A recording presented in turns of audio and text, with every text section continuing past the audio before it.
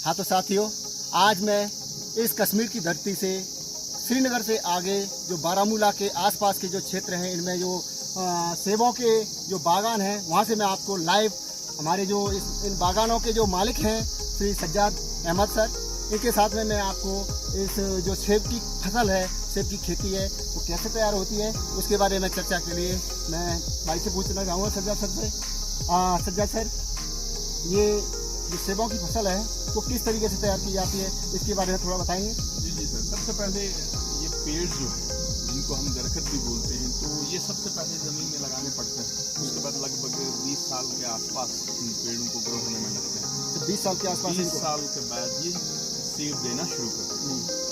जो ही सेब कम प्रोडक्शन होती है, with the passage of time ये बढ़ने, दरख्त भी बढ़ जाते हैं और प्रोडक्शन भी बढ़ जाती है। अच्छा, ये पेड़ है, इस पर जो सेबों लदे हुए हैं, सेबों के फल लदे हुए हैं, तो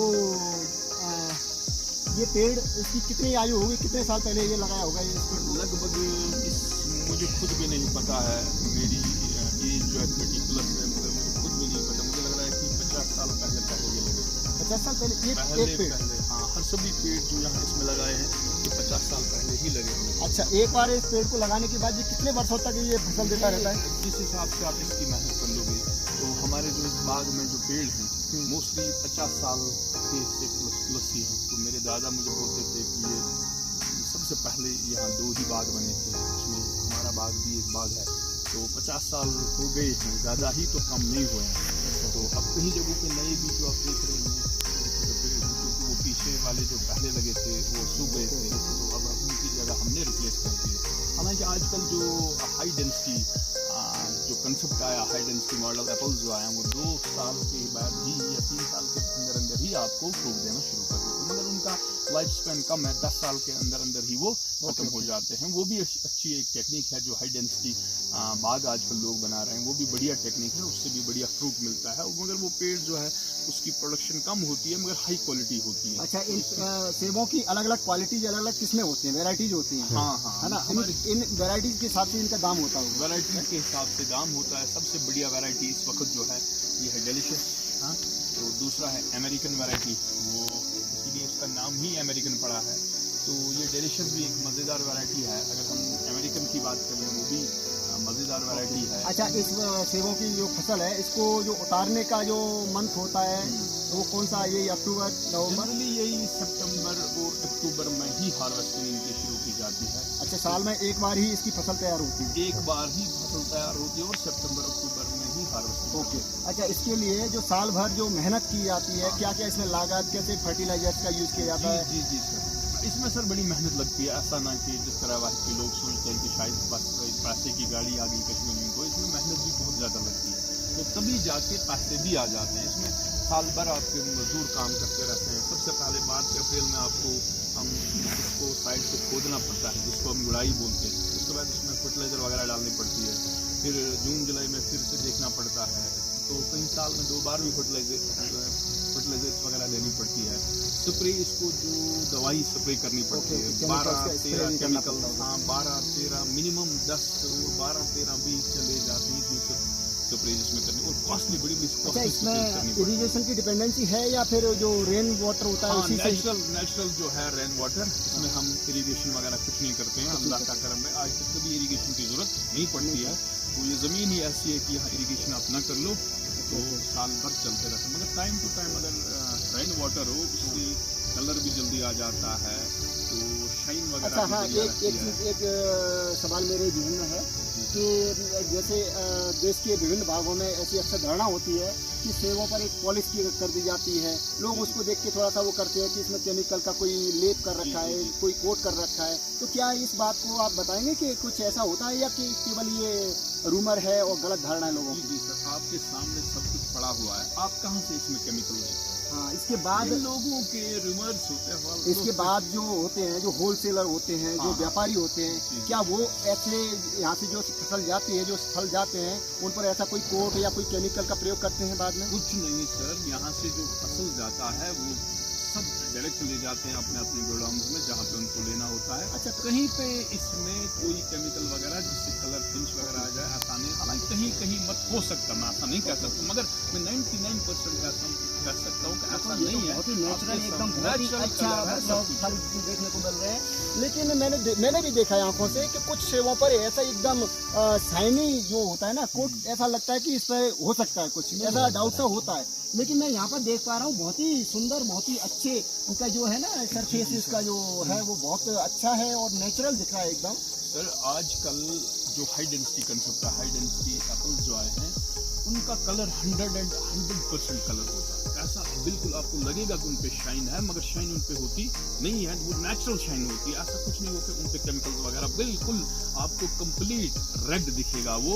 तो वही मत लोग सोचते होंगे कि इस पे कलर है, ऐसा कुछ नहीं है सर, वो नेचुरली ऐसा होता है। अच्छा, यहाँ पर प्रोडक्शन का एक अनुमान लगाया जाए तो कितना मतलब इसमें प्रोडक्शन होने के लैंड एरिया के हिसाब से कितना प्रोडक्शन होता है, कितनी इनकम मतलब इसमें कितना स्कोप है एप्पल की इसमें?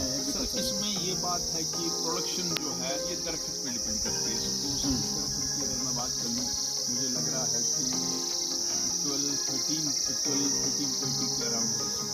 अच्छा, इस दरख्त में हाँ, 12 से 13 पेटी। पेटी है एक दरख्त। अच्छा, एक पेटी में अप्रॉक्स कितना केजी एप्पल की वो कंटिन्यू होता है? 20 केजी 20 केजी अप्रॉक्स। हाँ। अच्छा, इसमें 12 पेटी के आसपास। अच्छा, कॉस्ट यहाँ से जो आप एक्सपोर्ट करते हैं जो ट्रेडर्स के माध्यम से, तो यहाँ से अप्रॉक्स कितना रहता है? डिपेंड करता है क्वालिटी पर, डिपेंड करता है क्वालिटी पे और मार्केट। मार्केट जो ही मार्केट प्राइस अप डाउन होते रहते हैं, फ्लक्चुएशन इसमें होती रहती है, अप डाउन होते रहते हैं। तो इंशाल्लाह रहमान जिस हिसाब से मार्केट चले तो उसी हिसाब से हमें भी इसको पैसा मिलता है। Okay okay. अच्छा, इसके लिए सॉइल का कुछ ऐसा है क्या? ये जो सेब की जो एप्पल की जो फार्मिंग है, ये देश के जो अदर पार्ट्स हैं जैसे गुजरात हुआ, राजस्थान हो, हरियाणा साइड में, उधर क्या है इसका स्कोप है इस एप्पल की फार्मिंग का? इसमें वहाँ पे ज़्यादा गर्मी होती है। ओके, तो यहाँ पे जो ये इलाका वेदर इसके लिए कोल्ड चाहिए, कोल्ड वेदर चाहिए जनरली। तो वहाँ पे भी अगर लगा सकते हैं तो मुझे नहीं लग रहा कि वो पेड़ ज़्यादा टाइम सर्वाइव कर सकता है। जिस तरह अगर हम यहाँ पे आम का दरख्त लगा लें या केले का, मुझे नहीं लग रहा कि यहाँ पे उनकी ग्रोथ होगी। हालांकि मैंने ट्राई नहीं किया, मगर आई मीन आपका कहने का मतलब है कि डिपेंड करता है ये वेदर एंड क्लाइमेट जो है उसकी कंडीशंस बहुत ज्यादा इसमें वो रहती है। बिल्कुल उन चीज़ों पे डिपेंड करता है उस हिसाब से।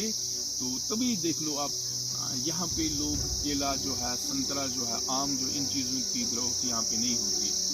तो क्योंकि क्लाइमेट कंडीशंस ऐसी है, तो यहाँ बर्फ़ होती है, मोस्टली यहाँ बारिशें होती हैं, तो बाहर उन चीज़ों के लिए तो वहाँ पे अगर सेब वगैरह हो तो ये जल्दी श्रिंक हो जाएंगे, उस 50 डिग्री टेम्परेचर में जल्दी श्रिंक हो जाएंगे, तो ग्रोथ उनकी नहीं। अच्छा, तो यहाँ पर जो है लैंड का जो है ना मेजरमेंट कैसे, जैसे राजस्थान और उधर अदर स्टेट में बीघा चलता है, यहाँ पर बीघा होता है या फिर कोई और यूनिट होती है? जनरली हम कुनाल इस्तेमाल करते हैं। 1 कुनाल लैंड, 10 कुनाल, 20 कुनाल, उससे यहाँ जो यूनिट है दैट्स कुनाल। हाँ। अच्छा, कुनाल, थोड़ा आइडिया कि 1 बीघा और कुनाल का क्या? बीघा आप बोलते हैं वहाँ पे शायद। हाँ, मुझे खुद भी पता नहीं बीघा किसको बोलते हैं, हम कुनाल बीघा आई मीन 10,000 स्क्वायर वो होता है। हाँ, स्क्वायर मीटर होता है, तो वो हेक्टेयर होता है, हेक्टेयर 10,000, तो मतलब 2,500 स्क्वायर मीटर का 1 बीघा होता है। तो अप्रोक्स आपका कुनाल यहाँ से आप थोड़ा सा वैसे मुझे अंदाजा से बताएंगे कि कितना कहाँ तक एक कुनाल होगा? सर अगर मैं बात कर लूँ नीचे से ऊपर तक ये 50 कुनाल। 50 कुनाल? हाँ, ये ऊपर तक 50 कुनाल। अच्छा, तो 1 कुनाल का कितना प्रोडक्शन हो जाता है एक साल में?